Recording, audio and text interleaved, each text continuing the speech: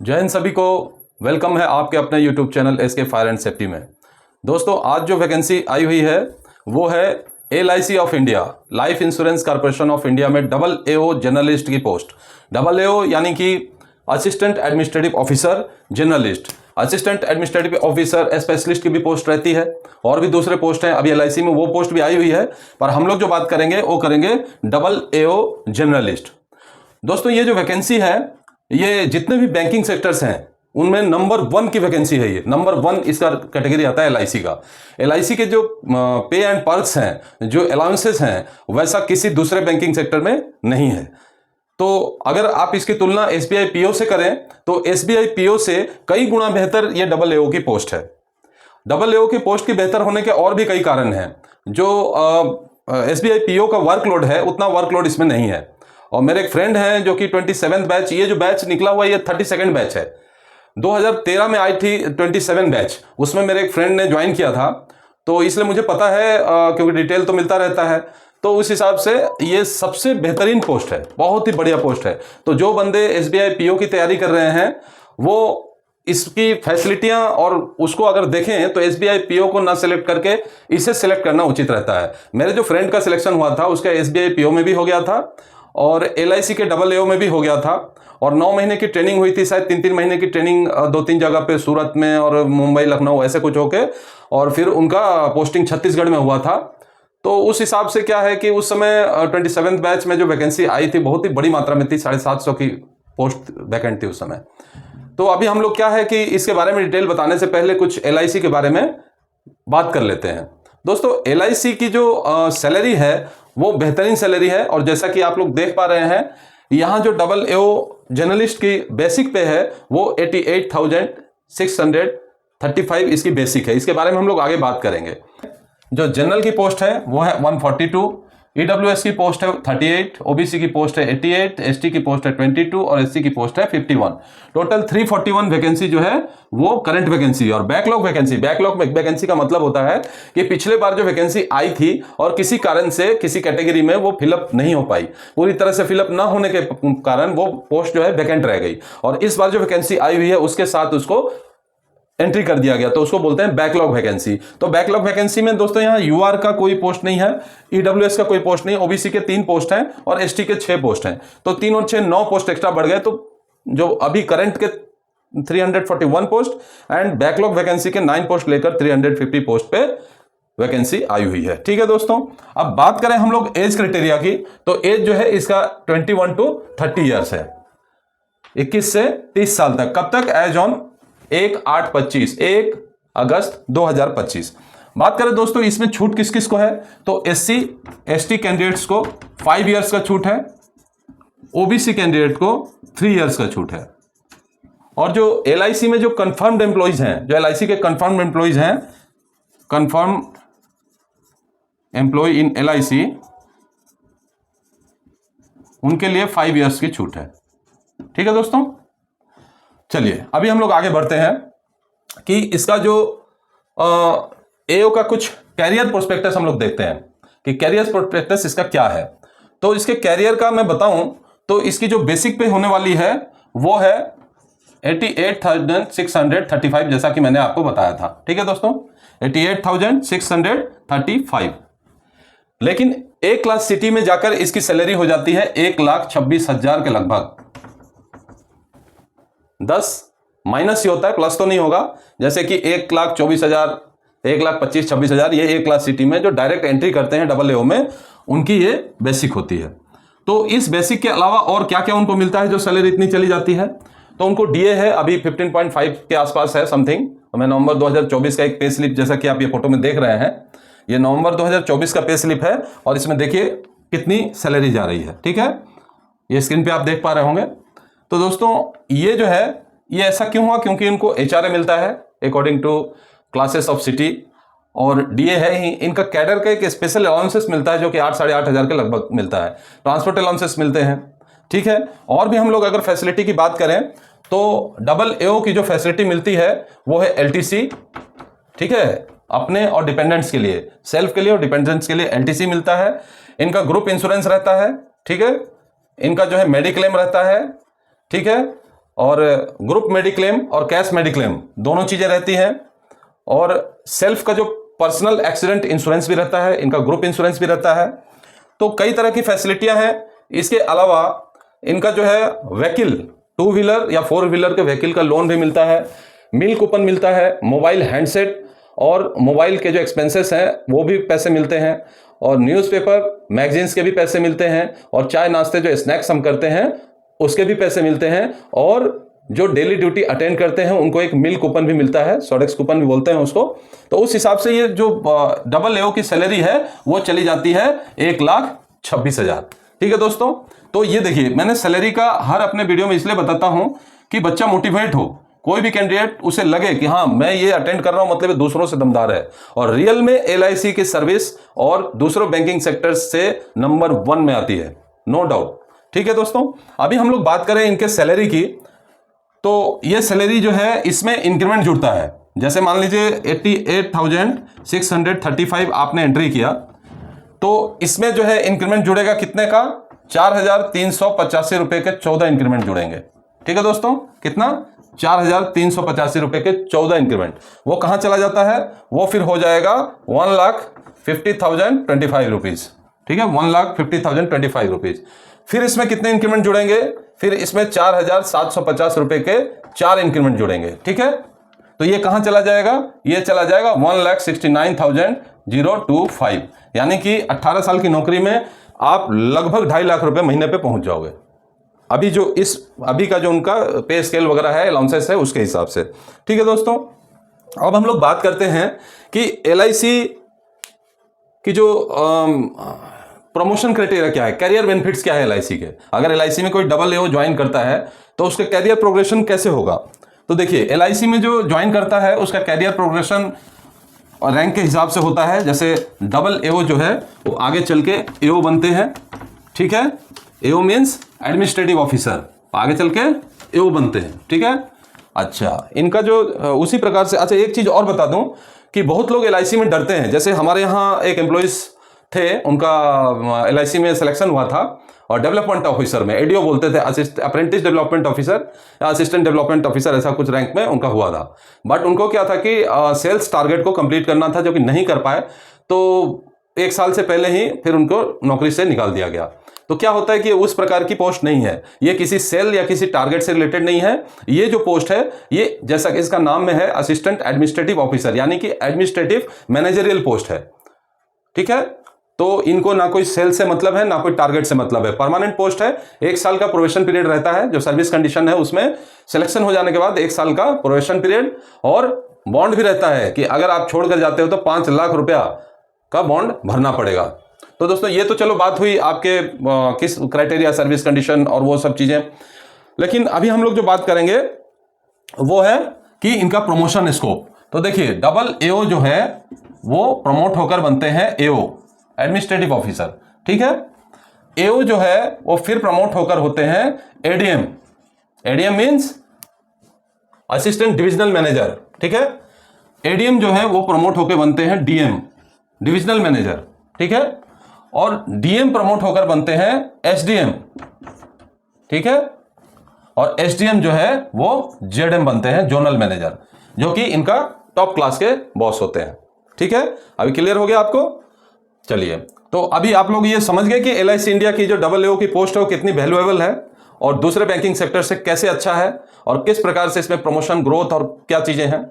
ठीक है, तो अब हम लोग बात करते हैं कि इसकी जो डेट है वो ऑनलाइन डेट कब से शुरू हो रही है। देखिए दोस्तों, ये 16/8 यानी कि 16 अगस्त 2025 से ऑनलाइन स्टार्ट हो चुका है। ठीक है, ऑनलाइन स्टार्ट हो चुका है, और इसकी अप्लाई करने की लास्ट डेट कब तक है, तो लास्ट डेट है इसकी 8 सितंबर 2025। ठीक है, 8 सितंबर 2025 तक आपको अप्लाई कर देना है, क्योंकि इसका लास्ट डेट है। अब बात करें दोस्तों, इसमें इन्होंने पहले ही डिक्लेयर कर रखा है कि इसका प्री एग्जाम कब होगा, मेन एग्जाम कब होगा। क्योंकि इसका जो सिलेक्शन क्राइटेरिया है वो 3 तरीके से है। सिलेक्शन क्राइटेरिया की हम लोग बात करें वो 3 तरीके से है।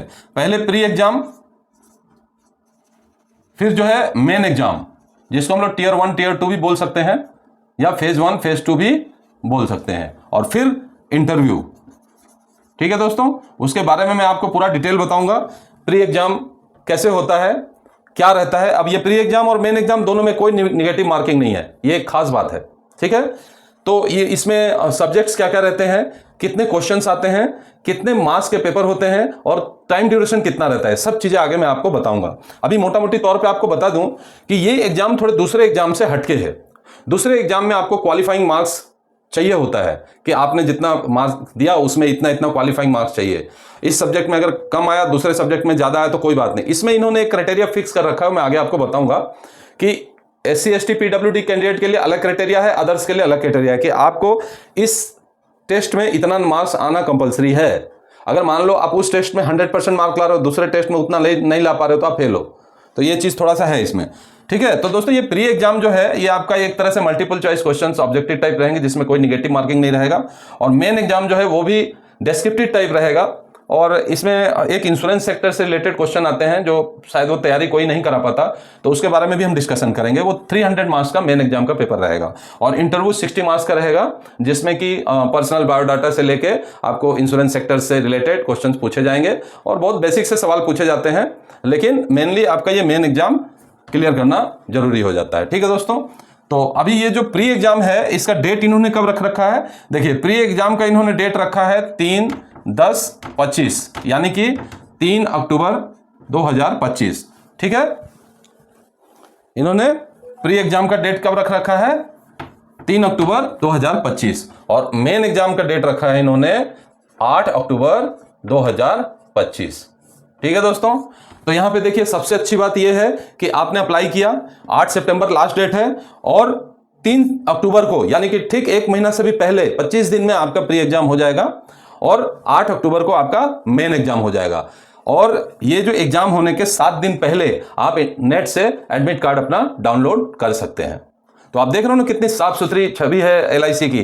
Time to time examination, time to time हर चीज क्लियर एंड कट है। ठीक है, SSC एंड UPSC की तरह लेट नहीं करते ये लोग। ठीक है, चलिए अभी ये बात हो गई प्री एग्जाम और मेन एग्जाम की। इसमें जो इंटरव्यू होगा, इंटरव्यू का कोई डेट फिक्स नहीं है, वो डिपेंड करता है कि आप मेन एग्जाम जब क्लियर कर लोगे तो इंटरव्यू में आपको बुलाया जाएगा। ठीक है दोस्तों, चलिए अभी हम लोग जो बात करेंगे वो करेंगे इसका एग्जामिनेशन फीस। तो एग्जामिनेशन फीस कितना लगने वाला है और रिटर्न क्या होगा, इसके बारे में हम लोग आगे चर्चा करते हैं। अब बात करेंगे हम लोग फीस की। तो इसका जो फीस है वो ST SC PWBD यानी कि पीपल विथ बेंचमार्क डिसेबिलिटीज, इनके लिए है ओनली 85 रुपीज। ठीक है, जो कि इंटीमेशन चार्ज, एग्जामिनेशन फी प्लस GST। ठीक है, 85 rupees plus transaction charge plus GST, ये लेकर इंटीमेशन चार्ज 85 रुपीज, साथ में ट्रांजैक्शन चार्ज या GST वो लगने वाला है, और ये पेमेंट ऑनलाइन मोड पे होगा। ठीक है, नेक्स्ट जो बाकी सभी है अदर्स जितने भी हैं, चाहे वो जनरल हो, OBC हो, EWS हो, कोई भी हो, उसके लिए है 700 रुपये। 700 रुपये एप्लीकेशन फी है ये। ठीक है, application fee cum intimation charge plus GST plus transaction charge. ठीक है, क्लियर। तो ये फीस हो गया। अब फीस के बाद हम लोग बात करेंगे रिटन टेस्ट की। दोस्तों जैसा कि मैंने पहले बताया था, इसका जो एग्जामिनेशन का सिलेक्शन क्राइटेरिया में 3 चरण में यानी कि Tier 1, 2 एंड 3 में आपका एग्जाम होगा। Tier 1 प्री एग्जाम, ठीक है, Tier 2 मेन एग्जाम, और इंटरव्यू। ठीक है, 3 फेज में आपका एग्जाम हुआ। अब यहां ध्यान देने वाली बात यह है कि जो प्रीलिम एग्जाम रहेगा वो ओनली क्वालिफाइंग मार्क्स रहेगा, उसमें आपको सिर्फ क्वालिफाई करना है। लेकिन जो आपके मेरिट बनेंगे सिलेक्शन के लिए वो मेन एग्जाम और इंटरव्यू पर बनेंगे। ठीक है, तो चलिए अब हम लोग, अच्छा इसकी सबसे एक अच्छी बात है कि इसमें कोई निगेटिव मार्किंग नहीं है। ठीक है, चलिए अब हम लोग बात करते हैं Tier 1 के प्री एग्जाम पे डिस्कशन करते हैं रिटन टेस्ट की, है ना। तो रिटन टेस्ट में फेज 1 जो कि Tier 1 एग्जाम है, जिसको प्री भी बोल सकते हैं, प्री एग्जाम। ठीक है, ये प्री एग्जाम जिसकी डेट भी डिक्लेयर की जा चुकी है, डेट है 3 अक्टूबर 2025। ठीक है, तो इसमें दोस्तों ये रहने वाला है, देखिए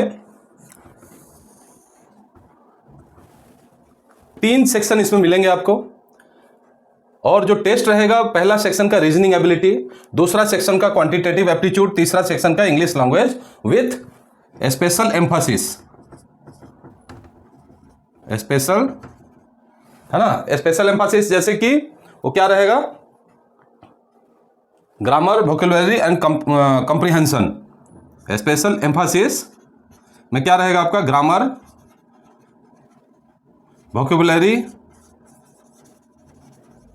एंड कंप्रीहेंशन। ओके, अब देखिए यहां ध्यान देने वाली बात क्या है कि ये टोटल 100 क्वेश्चन रहेंगे इसमें। 35 सेक्शन 1 रीजनिंग एबिलिटी से, 35 क्वांटिटेटिव एप्टीट्यूड सेकंड सेक्शन से, और थर्ड जो इंग्लिश लैंग्वेज है उससे 30 क्वेश्चन, टोटल 100 क्वेश्चन रहेंगे। लेकिन मार्क्स आपके ओनली 70 ही काउंट होंगे। इंग्लिश का जस्ट क्वालिफाइंग मार्क्स रहेगा। और ST SC PWD के लिए हर पेपर में, यानी section A, section B, section C, तीनों में 16 16 और 9 नंबर रखने जरूरी होंगे। ऐसा नहीं कि आपने इसमें 35 में मान लीजिए रख दिए, 32 रख दिए, 34 रख दिए, और इसमें 35 में आपने 15 रखा तो आप फेल।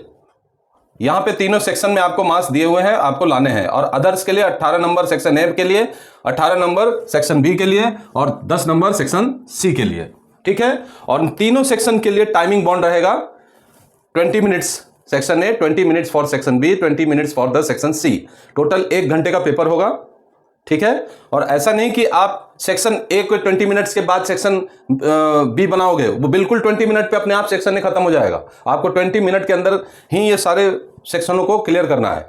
मतलब सेक्शन ए के लिए जो 20 मिनट्स दिए हुए हैं ना, उस 20 मिनट्स के अंदर सेक्शन ए कंप्लीट हो जाना चाहिए।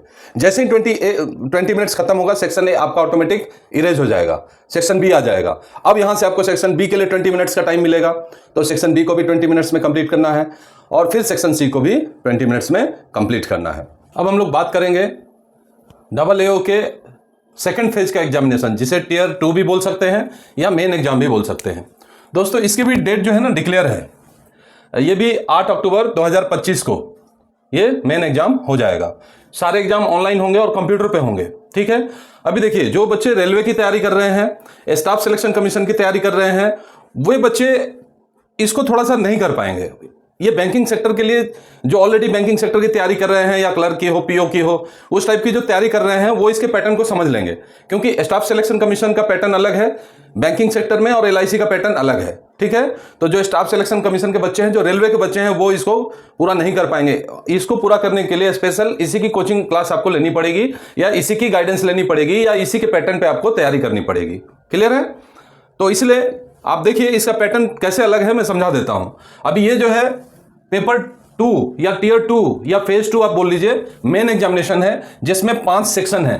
5 सेक्शन में पहला है रीजनिंग एबिलिटी, दूसरा है GK करंट अफेयर्स, तीसरा है data analysis and interpretation. Clear? चौथा है insurance and financial market awareness. अब यहां पे क्या होता है, पांचवा है इंग्लिश लैंग्वेज डेस्क्रिप्टिव पेपर। अब यहां क्या अलग है, देखिए समझिए इस चीज को, कि यहां पे जो ये insurance and financial market awareness है, ये आपको प्रैक्टिकली कहीं से अगर मिल पाया तो आप समझ जाओगे, अदरवाइज ये टफ पड़ता है पेपर ये। अब आप एक बात बताइए कि जो भी आदमी है जिन्होंने रेलवे की या SSC की तैयारी की होगी, वो insurance and financial market awareness की तैयारी कहां से कर पाएंगे? तो इसके लिए क्या स्पेशल एक तैयारी करनी पड़ेगी। ठीक है, अच्छा अब सवाल उठता है कि सेक्शन में जितने भी ये टेस्ट हैं, ये कितने क्वेश्चन आएंगे? तो देखिए सेक्शन 1 का 30 क्वेश्चन रहेगा, सेक्शन 2 का 30 क्वेश्चन रहेगा, और सेक्शन 3 का 30 क्वेश्चन रहेगा, सेक्शन 4 का 30 क्वेश्चन रहेगा। टोटल कितने हो गए? 120 क्वेश्चंस आएंगे। इंग्लिश लैंग्वेज जो है डिस्क्रिप्टिव पेपर है, इसके 2 क्वेश्चन आएंगे। इसको आपको डिस्क्रिप्टिव टाइप में डिटेल लिखना पड़ेगा, और लिखने के लिए जो टाइपिंग यूज करनी है वो कंप्यूटर पे ही आपको यूज करनी है, अलग से कोई पेन पेपर नहीं मिलेगा, क्योंकि सारा एग्जाम ही आपका कंप्यूटर पे होने वाला है। ठीक है, तो आप डिफरेंस देख लो SSC और रेलवे से कितनी अलग है। तो अभी जो इसके मार्क्स रहेंगे, वो जैसे सेक्शन 1 का है रीजनिंग एबिलिटी, तो इसके 30 क्वेश्चन जो रहेंगे 90 मार्क्स का रहेंगे, यानी एक क्वेश्चन 3 मार्क्स का रहेगा। GK करंट अफेयर्स के जो 30 क्वेश्चन है, ये 60 मार्क्स का रहेगा, यानी एक क्वेश्चन सेक्शन 2 का 2 नंबर के रहेंगे। और जो डाटा एनालिसिस एंड इंटरप्रिटेशन है इसके 30 क्वेश्चन 90 मार्क के रहेंगे। Insurance and financial market awareness जो है ये 30 क्वेश्चन 60 मार्क के रहेंगे। और जो इंग्लिश लैंग्वेज डिस्क्रिप्टिव है ये 25 मार्क के रहेंगे। अब यहां ध्यान देने वाली बात यह है कि इंग्लिश लैंग्वेज जो है डिस्क्रिप्टिव पेपर, इसमें क्या आ सकता है? तो दोस्तों इसमें कुछ भी नहीं, इसमें आपका आएगा जैसे कि कम्युनिकेशन स्किल, ठीक है, कम्युनिकेशन स्किल्स रहेंगे, ईमेल्स रिपोर्ट रहेगा, सिचुएशन एनालिसिस रहेगा और प्रेसिस राइटिंग रहेंगे। क्लियर? तो इंग्लिश लैंग्वेज में ये इसकी आपको तैयारी करनी पड़ेगी, communication skills, emails report, situation analysis and precious writing. ठीक है, अब हम लोग बात करेंगे मार्क्स भी आपने देख लिया। तो मार्क्स जो है टोटल 300 मार्क्स रहेंगे। क्वेश्चन कितना? 120 क्वेश्चन और 300 मार्क्स। यहां पे मैं लिख देता हूं, ये 300 मार्क्स, ये क्वेश्चन कितने? 120 क्वेश्चन। और इसको हम लोग ऑप्शनल लेके चलेंगे क्योंकि ये जस्ट क्वालिफाइंग मार्क्स है, इससे आपको रैंकिंग नहीं बनेगी। आपकी जो रैंकिंग बनेगी वो इनसे बनेगी, 4 सेक्शन से, reasoning ability, GK current affairs, data analysis and interpretation and insurance and financial market awareness. इन चारों से आपकी रैंकिंग बनेगी, मेरिट बनेगी नौकरी के लिए, और ये जस्ट क्वालिफाइंग नेचर का रहेगा। अब इसमें जो है minimum marks SC ST and PWD candidates के लिए फिक्स किया हुआ है, ये 40 नंबर इनको लाना ही लाना है, यानी कि 90 में से 40 मार्क्स इनको लाना है। अदर्स के 45 नंबर्स लाना है। ठीक है, अगर नहीं ला पाए तो फेल। सेम इसी प्रकार सेक्शन 2 जो है जीके करंट अफेयर्स में 27 नंबर SC ST को लाना है, PWD को, और अदर्स को 30 लाना है। इसी प्रकार डाटा एनालिसिस एंड इंटरप्रिटेशन में 40 मार्क्स में 40 मार्क्स ST SC PWD को लाना है और 45 मार्क्स लाना है अदर्स को। Clear? Insurance and financial market awareness के लिए 27 नंबर लाना है SC ST PWD को, और अदर्स को 30 मार्क्स लाने हैं। क्लियर? अच्छा, ये तो हो गई मार्किंग की बात। और जो इंग्लिश लैंग्वेज जो डिस्क्रिप्टिव पेपर है उसमें भी SC ST को 9 मार्क और जनरल को 10 मार्क्स लाने हैं। क्लियर? आप सब ये टेबुलेशन देख रहे हो। अब बात करेंगे इसकी टाइमिंग की। तो इसकी टाइमिंग रहेगी 2 घंटे की। सेक्शन A के लिए 40 मिनट्स, सेक्शन B के लिए 20 मिनट्स, एंड वही B बोल लो या 2 बोल लो, सेक्शन 3 के लिए 40 मिनट्स एंड सेक्शन 4 के लिए 20 मिनट्स। तो कितने हो गए? 120 मिनट हो गए। तो ये टोटल 2 आवर्स के हो गए। क्लियर? और जो इंग्लिश लैंग्वेज डिस्क्रिप्टिव पेपर रहेगा वो 30 मार्क्स का रहेगा। ठीक है दोस्तों। अब इसके बाद जो लास्ट टियर 3 रहेगा वो रहेगा आपका इंटरव्यू, और इंटरव्यू जो है वो 60 मार्क्स के होंगे, और उसमें बेसिक क्वेश्चन पूछे जाएंगे बैंकिंग सेक्टर्स के बारे में, इंश्योरेंस के बारे में, पर्सनल डिटेल्स भी रहेंगे, और वो उसमें घबराने वाली कोई बात नहीं, इंटरव्यू नॉर्मल ही रहता है। ठीक है, और आपका जो मेरिट बनेगा सर्विस के लिए वो इन 4 सेक्शन पेपर 2 के और इंटरव्यू के आधार पे मेरिट बनेगा। फिर इंटरव्यू में अगर आपका सिलेक्शन हो जाता है तो एक मेडिकल होगा, जो कि आमतौर पे सभी गवर्नमेंट सर्विसेज में या जो भी PSU हो या कोई भी सर्विस हो, परमानेंट सर्विस में मेडिकल होते ही हैं। तो एक नॉर्मल सा मेडिकल होगा, और मेडिकल फिट हो जाने के बाद आपका ऑफर लेटर मिल जाएगा। ऑफर लेटर मिल जाने के बाद 9 महीने की ट्रेनिंग होगी, 3 महीने का अलग सेक्शन में, फिर 3 महीने का दूसरे जगह, 3 महीने का तीसरे जगह, ऐसे करके 9 महीने की ट्रेनिंग के बाद आप लोगों को पोस्टिंग दिया जाएगा। नेक्स्ट वैकेंसी को देखने के लिए मेरे साथ बने रहिए, और चैनल को लाइक शेयर सब्सक्राइब कीजिए। देखने के लिए धन्यवाद। अगले वीडियो में फिर मिलते हैं। जय हिंद।